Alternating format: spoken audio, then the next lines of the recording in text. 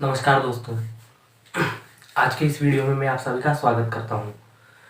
Last video में हमने बात की थी न्यूक्लिक एसिड्स के बारे में और हमने पढ़ा था कि जो न्यूक्लिक एसिड्स हैं दो प्रकार के होते हैं, डीएनए और आरएनए। दोनों जो न्यूक्लिक एसिड्स हम पढ़ते हैं जो कि हमारी बॉडी या फिर कोई भी लिविंग ऑर्गेनिज्म की सबसे इम्पोर्टेंट एक मोलिकुलर स्ट्रक्चर है जो कि एक पॉलीमर है, वो बनी होती है पॉलीन्यूक्लियोटाइड की एक लंबी चेन से। और पॉलीन्यूक्लियोटाइड के हमने लास्ट वीडियो में जाना था। पॉलीन्यूक्लियोटाइड जो है उसकी हमने बात की थी, उसमें हमने देखा था कि ये एक कॉम्प्लेक्स मॉलिक्यूल है जो कि 3 कंपोनेंट या 3 सब यूनिट से मिलकर बना होता है। और वो 3 जो है इकाइयाँ हैं उनकी हमने बात की थी। वहाँ पे हमने जाना था कि पहली जो इकाई है वो पेंटोज शुगर कहलाती है। और डीएनए और आरएनए में जो शुगर पाई जाती है वो डीएनए के अंदर डीऑक्सीराइबोज शुगर उपस्थित होती है और आरएनए की अगर हम बात करें तो उसके अंदर जो है राइबोज शुगर उपस्थित होती है। यहाँ तक हमने पढ़ लिया था। उसके बाद जो है सेकंड नाइट्रोजनस बेस जो कंपोनेंट है उसके बारे में हमने जाना था। और उसके बाद जो है फॉस्फेट ग्रुप को भी हमने देख लिया था और उन तीनों की जो है स्ट्रक्चर्स के बारे में हमने पूरी तरह से बात कर ली थी। आज हम लास्ट टॉपिक जहाँ पे हमने छोड़ा था न्यूक्लियोसाइड से और न्यूक्लियोटाइड के बारे में मैंने आपको बताया था किस प्रकार से जो है न्यूक्लियोसाइड फॉस्फेट ग्रुप के साथ जुड़कर न्यूक्लियोटाइड बनाते हैं। और न्यूक्लियोसाइड्स जो है आप इनमें डिफरेंस समझिएगा कि न्यूक्लियोसाइड जो है वो शुगर प्लस नाइट्रोजनस बेस मिलकर जो है वो न्यूक्लियोसाइड कहलाते हैं। और अगर न्यूक्लियोसाइड के अंदर जो है न्यूक्लियोटाइड बनाने के लिए हमको फॉस्फेट ग्रुप अटैच करना पड़ेगा। तो उसी क्लास को कंटिन्यू करते हुए बिना किसी देरी के आप यहाँ पे जो स्ट्रक्चर्स देख पा रहे होंगे, मैंने यहाँ पे लिख रखा है। आप यहाँ पे देख पा रहे हैं कि किस प्रकार जो है पेंटोज शुगर हमने बात की थी और यहाँ पे उसकी स्ट्रक्चर भी मैंने बनाई हुई है। अगर मैं यहाँ से ऑक्सीजन को हटा दूँ, इस ऑक्सीजन को अगर मैं यहाँ से हटा दूँ तो ये डीऑक्सीराइबोज शुगर हो जाएगी। और अभी ये जो है इसका नाम है राइबोज। अभी जो ये कहलाएगी राइबोज शुगर ये कहलाती है। और ये जो पाई जाती है राइबोज शुगर आरएनए के अंदर, ठीक है, राइबोज न्यूक्लिक एसिड के अंदर इसकी उपस्थिति होती है। और अगर मैं यहाँ से ऑक्सीजन को हटा देता हूँ ये बन जाएगी डीऑक्सीराइबोज न्यूक्लिक एसिड के अंदर ये उपस्थित होती है और डीऑक्सीराइबोज शुगर ये कहलाएगी। तो ये स्ट्रक्चर हमने लास्ट वीडियो में देख ली थी। अगर किसी ने लास्ट वीडियो नहीं देखा है तो प्लीज़ जाके उसे देखें, उसके बाद ही जो है आपको यहाँ पे ये चीज़ें समझ आने वाली है। उसके बाद जो है हम नाइट्रोजनस बेस की बात कर ली थी। इसके अंदर 2 प्रकार के नाइट्रोजनस बेस हमने पढ़े थे, प्यूरिन और पायरिमिडिन, ठीक है। उन्हीं के अंदर जो है टोटल 5 प्रकार के नाइट्रोजनस बेस हमको पढ़ने थे और वहाँ पे हमने जो है उनके नाम देखे थे। तो प्यूरिन जो है उसके 2 प्रकार के नाइट्रोजनस बेस हैं। ये जो स्ट्रक्चर आपको दिखाई दे रही है ये है एडेनिन। ये जो स्ट्रक्चर है एडेनिन की स्ट्रक्चर है। और नीचे जो आपको स्ट्रक्चर दिखाई दे रही है ये है ग्वानिन की स्ट्रक्चर, ठीक है।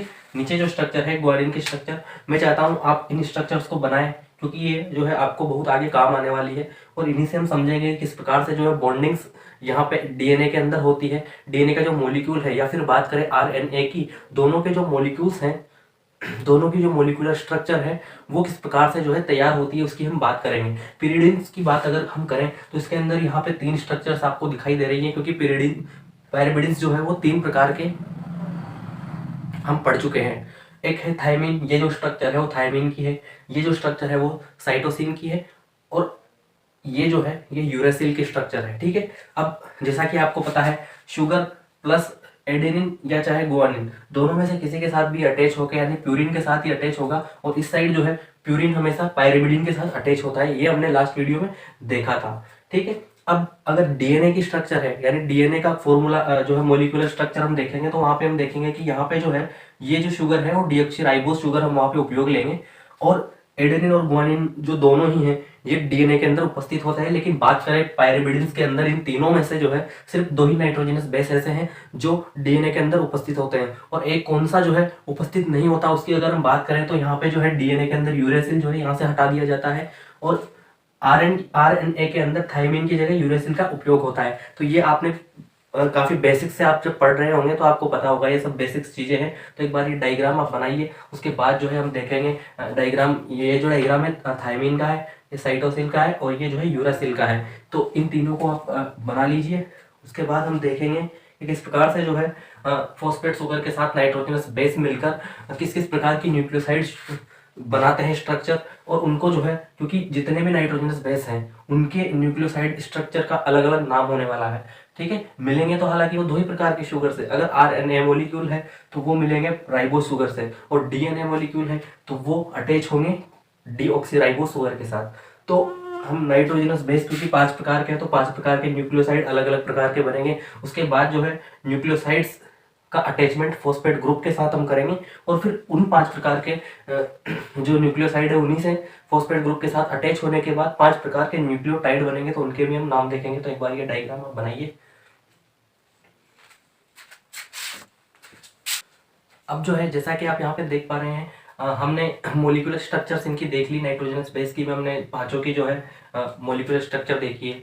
अब न्यूक्लियोसाइड किस प्रकार के यहाँ पे बनेंगे उनकी हम बात करेंगे। तो जिस प्रकार से आप देख पा रहे हैं कि पेंटोज शुगर ये जितनी भी हैं, ठीक है, अगर ये आरएनए मॉलिक्यूल है तो यहाँ पे एडेनिन, गुआनिन, साइटोसिन और यूरेसिल जो है 4 प्रकार के नाइट्रोजनस बेस उपस्थित होंगे उसके अंदर। और अगर ये डीएनए मॉलिक्यूल है तो ऊपर के 4 जो है, यानी यूरेसिल की जगह जो थाइमिन आपको देखने को मिलेगा। तो ये अपने 4 प्रकार के जो नाइट्रोजनस बेस हैं उनके साथ पेंटोज शुगर मिलकर, 5 प्रकार के जो नाइट्रोजनस बेस हैं उनके साथ पेंटोज शुगर मिलकर किस किस प्रकार के न्यूक्लियोसाइड बनाते हैं। अगर उनकी बात करें तो आपको पता है कि एडेनिन और गुआनिन दोनों ऊपर के जो है ये प्यूरिन्स है। तो इनकी स्ट्रक्चर का नाम कुछ इस प्रकार से होगा कि एडेनिन से जो बनेगा उसे हम बोलेंगे सिन, ठीक है, एडेनोसिन। और गुआनिन से जो बनेगा न्यूक्लियोसाइड उसका नाम होगा गुआनोसिन, ठीक है। तो ये आप दोनों के नाम लिख लीजिए। उसके बाद अगर हम बात करें नीचे के 3 नाइट्रोजनस बेसेस की, ये तीनों नाइट्रोजनी क्षारक जो है ये पायरिमिडिन्स है। और पायरिमिडिन्स के पीछे जो है इसकी स्पेलिंग में जो डिन आता है DINE, तो वहीं से जो है इनके न्यूक्लियोसाइड्स के नाम के पीछे जो है जैसे साइटोसिन है तो साइटाइडिन इसका नाम हो जाएगा, ठीक है। तो जो न्यूक्लियोसाइड यहाँ पे बनेगा साइटोसिन के साथ जो पेंटोज शुगर जब अटैच होगी तो ये बनेगा साइटाइडिन। थाइमिन की अगर बात करें तो यहाँ पे ये बनाएगा थाइमिडिन। और यूरेसिल की अगर हम बात करें तो ये बनाएगा यूरिडिन। तो ये तीनों न्यूक्लियोसाइड्स जो है वो हमने यहाँ पे तैयार कर लिए हैं। अब इन्हीं न्यूक्लियोसाइड के साथ अटैच होकर फॉस्फेट ग्रुप, जैसे एडेनोसिन के साथ जो है फॉस्फेट ग्रुप अटैच होगा तो एडेनोसिन से एक न्यूक्लियोटाइड बनेगा। उनको भी हम यहाँ पे जो है देखेंगे। तो एक बार इनको भी आप स्क्रीनशॉट इसका लीजिए, फिर हम आगे देखते हैं। और एक चीज में अगर आपको यहाँ से बताऊं तो जो इनकी स्ट्रक्चर है, मोलिकुलर स्ट्रक्चर को जब हम देखेंगे यहाँ पे आपके सामने रखेंगे तो आपको समझ आएगा कि यहाँ से जो है जब इनका कंडेंसेशन होता है, एक कंडेंसेशन टाइप से जो है ये अटैच होते हैं, यानी कंडेंस होकर ये अटैच होते हैं। और कंडेंसेशन जब होता है तो यहाँ पे जो है H2O जो है प्रत्येक में से H2O मॉलिक्यूल बाहर निकलता है। तो मुझे लगता है पहले हम इनकी स्ट्रक्चर देख लेते हैं ताकि चीज़ें जो है आसान हो जाएंगी। तो एक बार मैं इसको मिटा देता हूँ अगर आपने इसका स्क्रीनशॉट लिया है तो, और हम देखेंगे पेंटोज शुगर के स्ट्रक्चर को किस प्रकार से जो है हम अटैच कर सकते हैं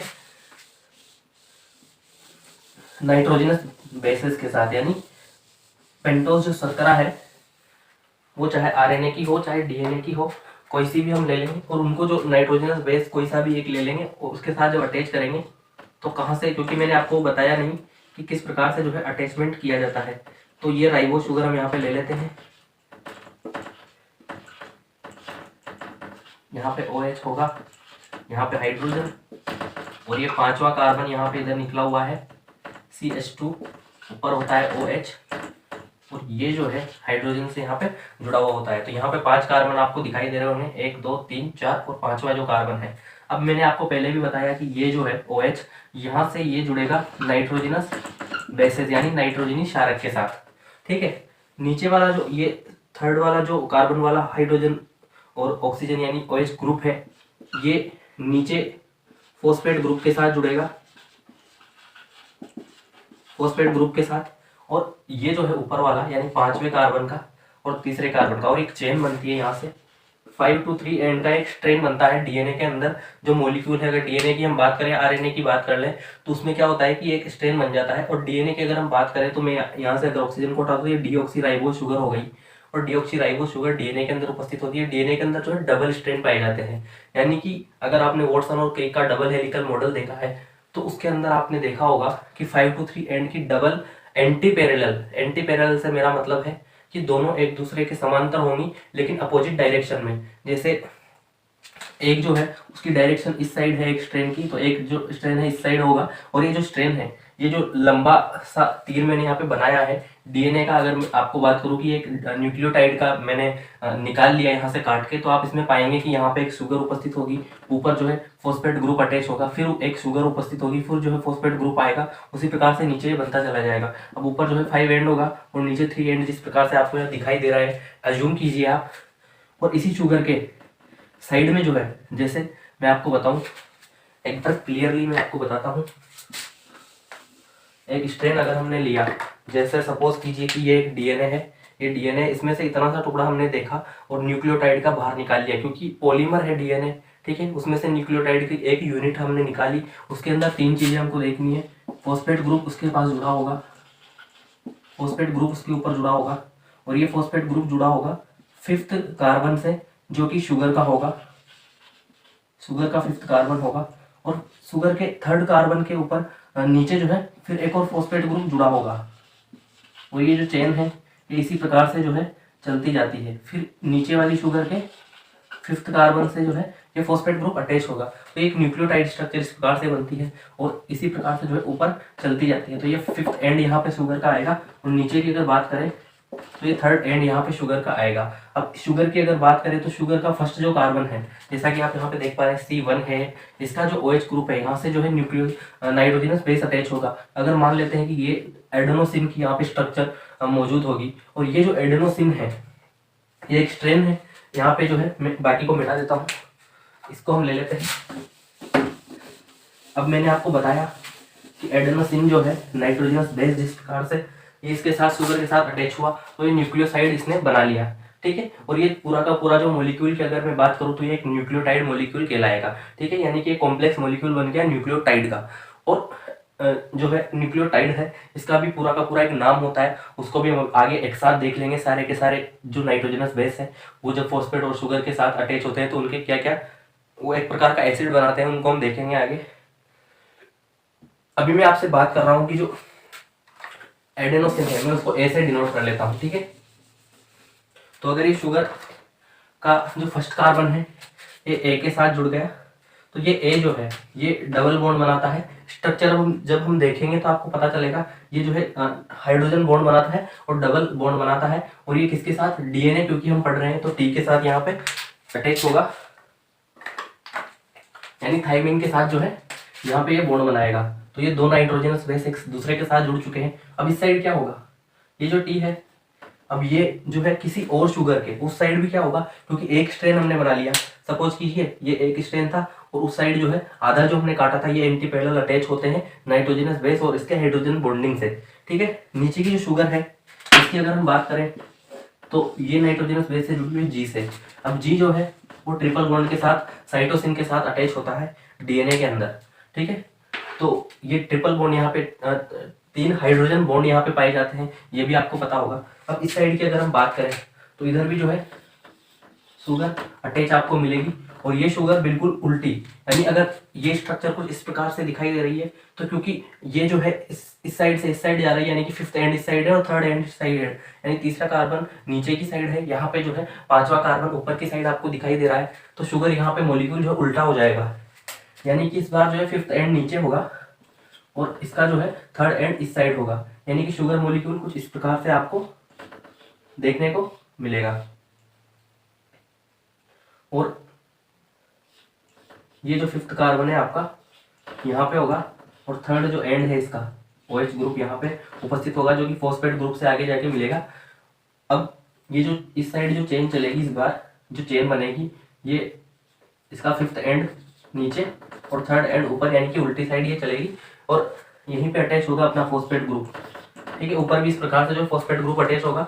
अब ये जो फर्स्ट कार्बन है इसी से अटैच होगा अपना पायरिमिडीन जो है साइटोसिन, ये इससे अटैच होगा। तो ये आपको एक थोड़ा सा ओवरव्यू समझ आया होगा। अब हम मॉलिक्यूलर स्ट्रक्चर की बात कर लेते हैं, किस प्रकार से जो है मॉलिक्यूलर स्ट्रक्चर ही बनाते हैं। तो इसको अगर आप डायग्राम के रूप में बनाना चाहते हैं तो आप बना सकते हैं। जो OH ग्रुप है इससे हमको जोड़ना है किसको, उसकी हम बात कर लेते हैं। इससे हम जोड़ेंगे एडेनिन की एक स्ट्रक्चर हम बनाएंगे, ठीक है। उसको बाद हमको पता चलेगा किस प्रकार जो है ये अटैचमेंट यहाँ पे हमको देखने को मिलेगा।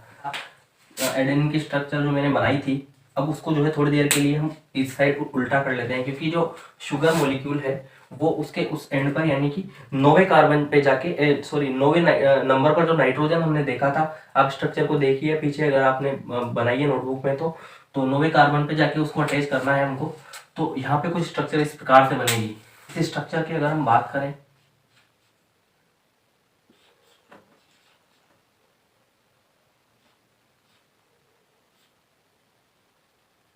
तो ये जो आइडोजोल की पेंटागोनल जो रिंग है वो बनती है, और इसके साइड में बिल्कुल उपस्थित होता है ये, ठीक है। यहाँ पे भी नाइट्रोजन होगा,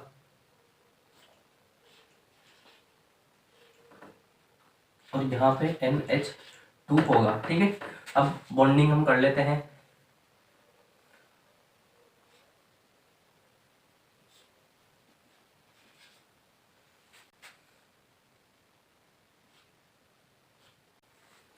तो इस प्रकार का जो है स्ट्रक्चर हमने देखा था ये, तो इससे हम देखें तो 1 2 3 4 5 6 7 8 9, तो 9वें नंबर का जो नाइट्रोजन उपस्थित है यहाँ पे, उससे अटैच है हाइड्रोजन।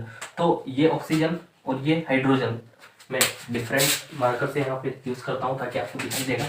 ये ऑक्सीजन और ये हाइड्रोजन जो है यहाँ से H2O मॉलिक्यूल बाहर निकल जाएगा, और ये H2O मॉलिक्यूल जैसे ही बाहर निकलेगा तो आप देख पा रहे हैं, एक बार इसको आप नोट करना चाहते हैं तो नोट कर लीजिए। फिर मैं यहाँ पे जो है बॉन्डिंग इसकी करना चाहता हूँ, तो किस प्रकार से जो है ये मॉलिक्यूल इससे अटैच हो जाएगा वो हम देख रहे हैं। तो ये जो है यहाँ से इससे अटैच हो जाएगा। अब इस साइड क्या होगा कि ये है एडेनिन, और ये जुड़ेगा किसके साथ, ये है एडेनिन, और ये किसके साथ जुड़ना पसंद करता है DNA मॉलिक्यूल के अंदर, थायमिन के साथ। थायमिन की स्ट्रक्चर की अगर हम बात करें तो वो कुछ इस प्रकार की हमको देखने को मिलेगी। तो इसकी स्ट्रक्चर मैं बनाता हूं यहाँ पे।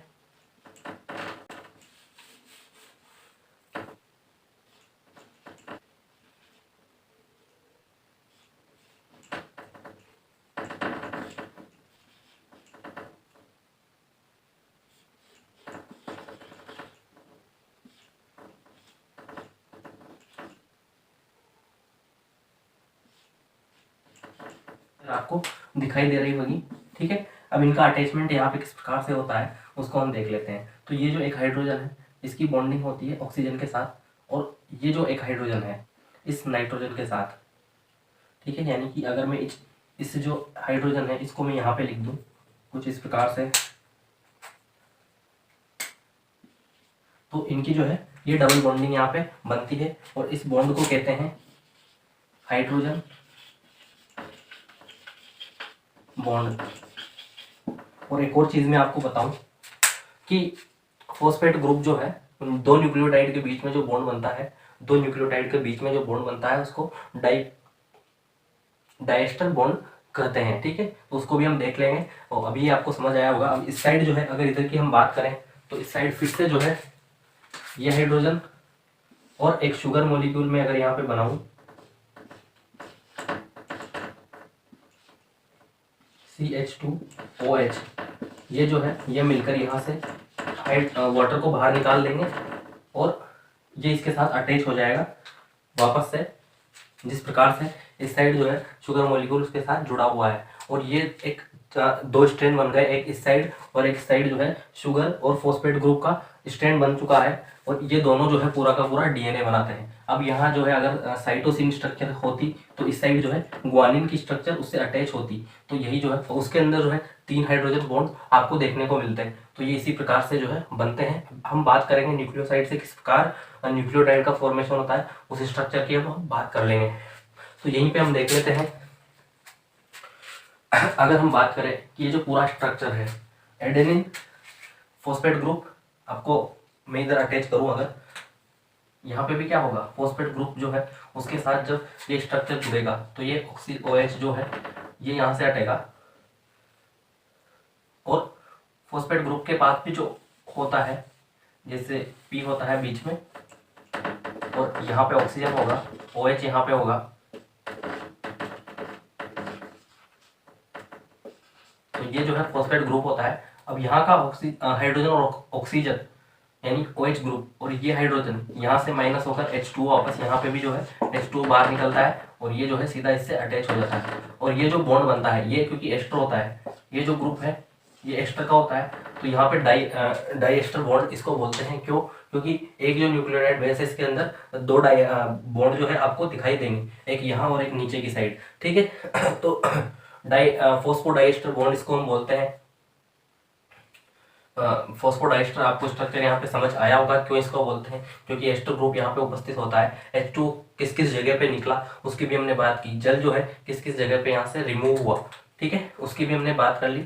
अब मैं बात कर रहा था कि एडेनिन जो है, जिस प्रकार से न्यूक्लियोसाइड की हमने बात की और उनके नाम देखे, ठीक है, तो एडेनिन से नाइट्रोजनस बेस और शुगर के साथ मिलकर जो न्यूक्लियोटाइड बनेगा उसका क्या नाम होगा। इसी प्रकार से जो है थाइमिन के साथ जो नाइट्रोजनस बेस है वो किस प्रकार से न्यूक्लियोटाइड बनाएगा उनकी हम बात कर लेते हैं। तो मैं एक बार इस स्ट्रक्चर को, अगर आपने स्क्रीनशॉट लिया है और स्ट्रक्चर समझ आई है तो मैं इसको मिटा देता हूँ, फिर हम आगे देखेंगे उनके नाम, ठीक है, उसकी हम बात करेंगे।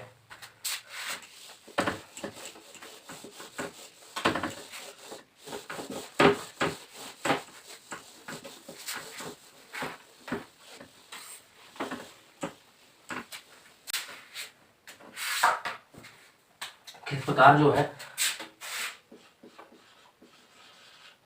Nucleoside plus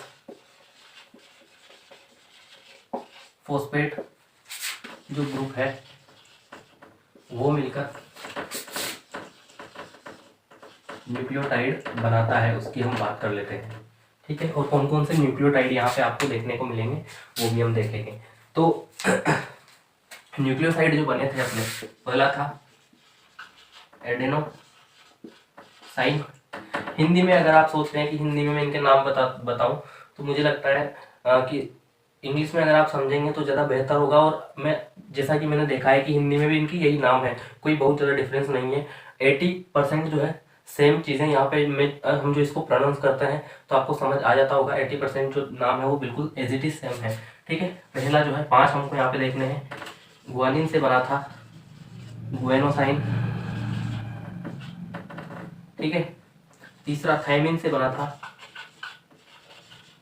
thymidine. चौथा अगर हम बात करें साइटोसिन से बना था साइटाइडिन। और यूरेसिल से बना था 5वां यूरिडिन।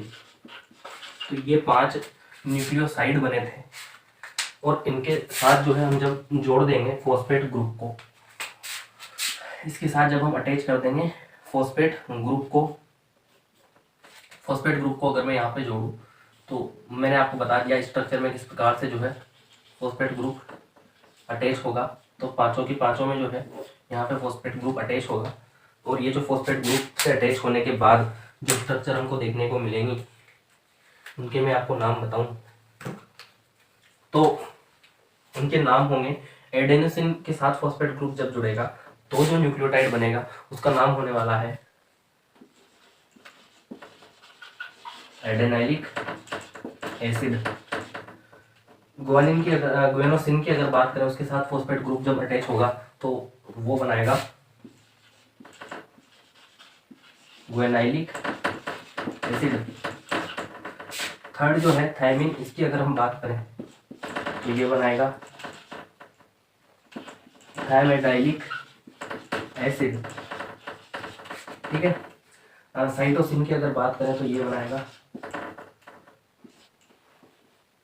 साइटाइडाइलिक एसिड। और लास्ट जो है यूरेसिल, इसकी अगर यूरिडिन की अगर बात करें तो ये बनाएगा यूरिडाइलिक एसिड, ठीक है। एसिड को हिंदी में अम्ल बोलते हैं, बाकी इनके नाम हिंदी में भी यही होने वाले हैं, ठीक है। तो ये न्यूक्लियोटाइड 5 प्रकार के हमने यहाँ पे बना लिए हैं।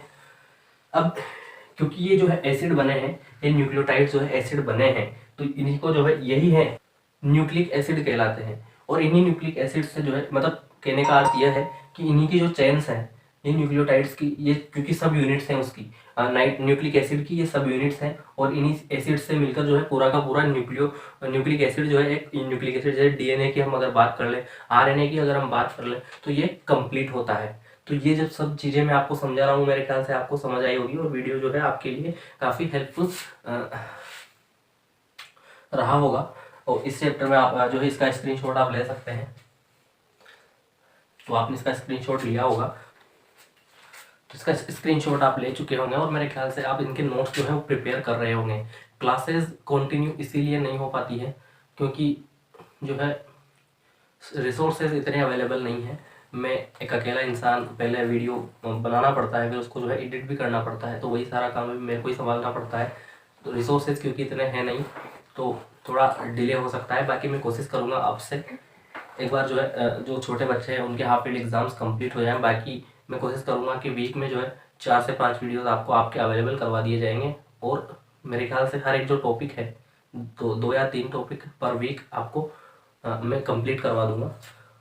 बाकी फिजिक्स और केमिस्ट्री जो है आप कहीं और जगह से भी पढ़ सकते हैं, अगर आपको मिल रहा है, वरना आप कमेंट कीजिएगा, उसको भी जो है फिर हम स्टार्ट करेंगे या फिर जो बायोलॉजी है उसको पहले थोड़ा स्पीडली हम चलेंगे, तो फिर उनको भी जो है इसको ख़त्म करके उसको हम स्टार्ट कर देंगे। बाकी ग्रेजुएशन लेवल का जो है वो आपको कहीं से पढ़ना चाहिए, क्योंकि सेकेंडरी और सीनियर सेकेंडरी लेवल का जो है हम यहाँ से पढ़ रहे हैं। वैसे तो जो है 90 मार्क्स का आपका यहीं से आने वाला है। इतना डीपली जितना मैंने आपको बता दिया है वो पूछता नहीं है, लेकिन फिर भी अगर ऐसे क्वेश्चन आते हैं, मॉलिक्यूलर स्ट्रक्चर्स के क्वेश्चन आ जाते हैं, तो फिर दिक्कत हो जाती है। ठीक है, तो आपको बिल्कुल बेसिक से वो बिल्कुल हाई लेवल की यहाँ पे अवेलेबल करवा दी है मैंने। और जितना यहाँ पे आपने पढ़ा होगा मेरे ख्याल से इससे पहले आपको पता नहीं होगा इतनी सारी चीज़ें, और मॉलिक्यूलर स्ट्रक्चर बिल्कुल पता नहीं होगी, सबका जो है बताना पॉसिबल नहीं है और सबका आता भी नहीं है। जस्ट मैंने एडेनिन के साथ जो है मॉलिक्यूलर स्ट्रक्चर और फॉस्फेट ग्रुप और शुगर का अटैचमेंट आपको बता दिया। अटैचमेंट मेल प्रॉपर है, ठीक है। तो वहाँ पे हमने देखा कि जो प्यूरिन्स हैं उसके तो 9वें नाइट्रोजन पे जो स्ट्रक्चर हमने देखी थी उसमें नंबरिंग मैंने कर रखी थी, तो 9वें नाइट्रोजन पे जो है वो शुगर अटैच होती है, ये हमने देख लिया था। और दूसरा जो नाइट्रोजनस बेस है उसके साथ एडेनिन का अटैचमेंट होता है, जैसे थाइमिन के साथ होगा बिल्कुल। और थाइमिन जो है उसके भी थर्ड जो नाइट्रोजन है उसी के साथ अटैचमेंट होता है शुगर का। शुगर की स्ट्रक्चर हमने देखी, शुगर के पहले कार्बन पर नाइट्रोजनस बेस जो है वो जुड़ेगा, शुगर के तीसरे कार्बन पर जो OH ग्रुप या हाइड्रोजन ग्रुप है वहां पे जो है फॉस्फेट ग्रुप नीचे जुड़ेगा। ऊपर की बात करें तो शुगर के 5वें कार्बन के ऊपर जो है हाइड्रोजन सॉरी वाटर मॉलिक्यूल वहां से निकल के ऊपर जो है एक फॉस्फेट ग्रुप जुड़ेगा। तो ये पूरा कंप्लीट होता है न्यूक्लियोटाइड की स्ट्रक्चर। न्यूक्लिक एसिड हमने बना लिए और इन्हीं सब यूनिट से मिलकर जो है एक बड़ी यूनिट, एक पॉलीमर तैयार होता है जिसको हम नाइट्रोजनस न्यूक्लिक एसिड बोलते हैं, सॉरी उसको हम बोलते हैं न्यूक्लिक एसिड। तो नेक्स्ट आने वाली क्लास में हम जो है डीएनए पढ़ेंगे। नेक्स्ट क्लास में हम बात करेंगे डीएनए की। एक क्लास डीएनए की कंप्लीट हो जाएगी, उसके बाद एक क्लास जो है आरएनए की कंप्लीट हो जाएगी, और उसके बाद जो है आपका ये टॉपिक जो है न्यूक्लिक एसिड ये कंप्लीट हो जाएगा। अब इसमें बहुत ज़्यादा चीज़ें बची नहीं है, डीएनए के बारे में छोटी छोटी चीज़ें हमको पढ़नी है, क्योंकि पूरी की पूरी जो स्ट्रक्चर है वो हमने पहले ही देख ली है। तो ये आपने स्क्रीनशॉट ले लिया होगा, हमें कुछ इंपॉर्टेंट पॉइंट्स हैं उनकी हम यहाँ पे बात कर लेते हैं।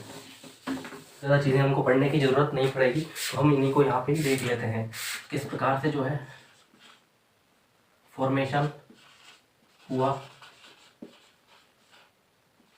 Formation of poly nucleotides. अगर इसकी हम बात करें फॉर्मेशन ऑफ पॉली न्यूक्लियोटाइड्स की, तो हमने इस चैप्टर में क्या क्या पढ़ लिया मैं अगर आपको बताऊं। हमने पढ़ा न्यूक्लिक एसिड।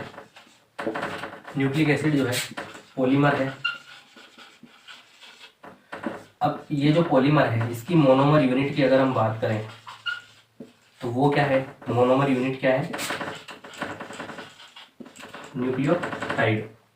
न्यूक्लियोटाइड जो है 3 सब यूनिट से एक कॉम्प्लेक्स मॉलिक्यूल है, तो 3 सब यूनिट से मिलकर बना होता है। फॉस्फेट ग्रुप,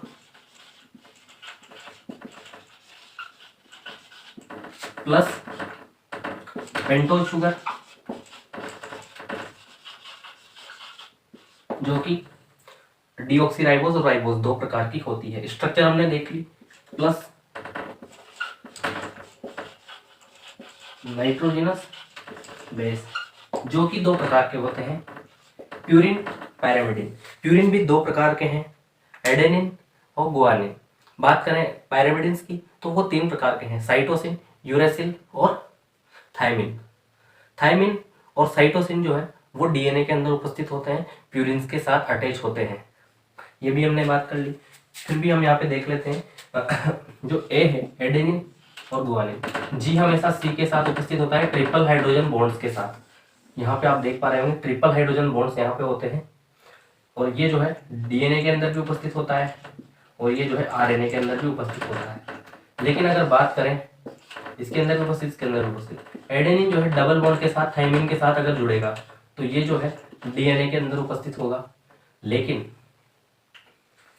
अगर यही एडेनिन यूरेसिल के साथ अटैच पाया गया, यूरेसिल के साथ अटैच हुआ मिला, तो ये जो है इसको हम जो है आरएनए के अंदर मानेंगे। ठीक है, फॉस्फेट शुगर के डिफरेंसेस आप हमने देख लिए। एक और चीज मैं आपको बता दूं कि कभी कभी क्वेश्चन इस प्रकार से मिल जाएगा, 5 एंड ATCGAT, थर्ड एंड बोलेगा इसका कॉम्प्लीमेंट्री स्ट्रेंड जो है उसका कोडिंग बताना है हमको। ये जेनेटिक कोड्स है, ठीक है, जेनेटिक कोड्स इनको हम बोलते हैं। कॉम्प्लीमेंट्री स्ट्रेंड बताना है, 4 ऑप्शन दिए रखेगा। इसका कॉम्प्लीमेंट्री स्ट्रेंड क्या होगा मैंने आपको बता दिया, एंटी पैरेलल ये होते हैं, विपरीत और समांतर ये होते हैं। तो 3 एंड साइड है तो इस जो कॉम्प्लीमेंट्री स्ट्रैंड होगा इसका 3 एंड साइड होगा। ए जो है मैंने आपको बताया टी से अटैच होगा। अगर ये डीएनए है तो यहाँ पे जो है डीएनए का कॉम्प्लीमेंट्री स्ट्रैंड बताना है, तो ये भी क्वेश्चन में दिखाया हुआ होगा। टी जो है ए से, सी जी से, जी सी से, ए टी और टी ए और फिफ्थ स्ट्रैंड। तो ये क्या बना, ये डीएनए का एक कॉम्प्लीमेंट्री स्ट्रैंड जो है कंप्लीट तैयार हो गया। लेकिन वहीं अगर वो बोल दे कि एमआरएनए का स्ट्रैंड बनाना है तो इस कॉम्प्लीमेंट्री स्ट्रैंड से जो है, तो इस जो स्ट्रैंड से अगर एमआरएनए का जो है बनेगा तो वो बनेगा 3 एंड से, एक के साथ यूरेसिल अटैच होगा, ये चीज आपको ध्यान रखनी है। टी के साथ जो है ए ही अटैच होगा, सी के साथ जो है जी, जी के साथ सी, फिर ए के साथ यू और टी। तो ये चीज मैं आपको बताना चाह रहा था, ये भी आपको समझ आया होगा। हम बात कर रहे थे फॉर्मेशन ऑफ पॉलीन्यूक्लियोटाइड की, तो ये मैंने कुछ चीजें आपको बता दी। यहाँ पे बता दिया किस प्रकार से जो है ए के साथ जी अटैच होता है और वगैरह वगैरह हमने देख लिया। ये सब चीज आपको समझ में आई होगी। इसमें से कुछ भी चीज आपसे यहाँ पे मैंने छोड़ी नहीं है, बची हुई चीजें हैं। जब हम डीएनए और आरएनए की अलग अलग वीडियोस अवेलेबल करवाएंगे तो उसमें कंप्लीट करवा दी जाएगी।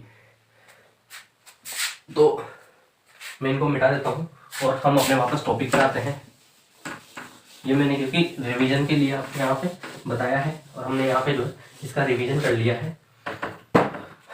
तो ये जो है पॉलीन्यूक्लियोटाइड जो चेन है वो लीनियर होती है। लीनियर से मेरा मतलब है रेखीय, रेखीय चेन होती है, ठीक है। और बॉन्ड्स की, हाँ हम अब बॉन्ड्स की बात कर लेते हैं, कौन कौन से बॉन्ड पाए जाते हैं। एक मैंने नाम बताया फॉस्फो डाइएस्टर बॉन्ड, ये काफी इंपॉर्टेंट है। इसलिए इंपॉर्टेंट है क्योंकि यहां से जो है काफी बार क्वेश्चंस देखने को मिलते हैं।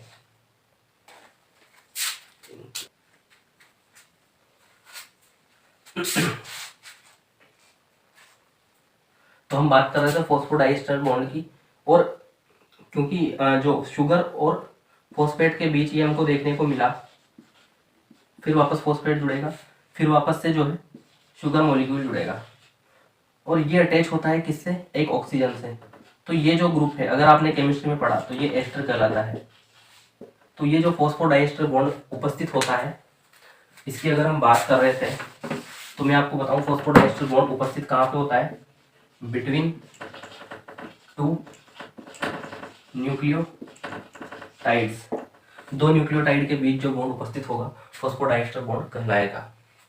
दूसरे बॉन्ड की हम मैं बात करूँ आपसे, हाइड्रोजन बॉन्ड। हाइड्रोजन बॉन्ड की अगर मैं बात करूं तो 2 नाइट्रोजिनस बेस, जैसे कि ए 2 हाइड्रोजन बॉन्ड के साथ टी से अटैच होता है और सी 3 हाइड्रोजन बॉन्ड के साथ जी से अटैच होता है। तो ये इसकी हम बात कर रहे थे, होती है, ये हमने यहाँ पे देख लिया। अब नेक्स्ट क्लास में हम जो है डीएनए के बारे में पढ़ेंगे और बात करेंगे उसके मॉडल की। किसने वो मॉडल दिया, वाटसन और क्रिक जो है उन्होंने वो मॉडल दिया था, डबल हेलिकल मॉडल। उसकी हम नेक्स्ट क्लास में बात कर लेंगे। नेक्स्ट वीक से जो है क्लासेस थोड़ी मैं बड़ी लेना स्टार्ट करूँगा, क्योंकि अभी जो है मैं आपसे कह रहा हूँ कि रिसोर्सेज पर्याप्त नहीं है, तो छोटी छोटी क्लासेस हमको लेनी पड़ती है। क्योंकि बड़ी क्लास अगर मैं लेता हूँ तो फिर चीज़ें थोड़ी मुश्किल हो जाती हैं, वो एक टेक्निकल प्रॉब्लम है। और अगर वीडियोस अच्छे लगते हैं, आपको इन्फॉर्मेटिव लगते हैं, तो चैनल को सब्सक्राइब कर सकते हैं, ताकि और भी ऐसे बेहतरीन वीडियोस देखने के लिए आपको जो है इधर उधर सर्च ना करना पड़े, आपको यहीं पे वो अवेलेबल करवा दिए जाएंगे।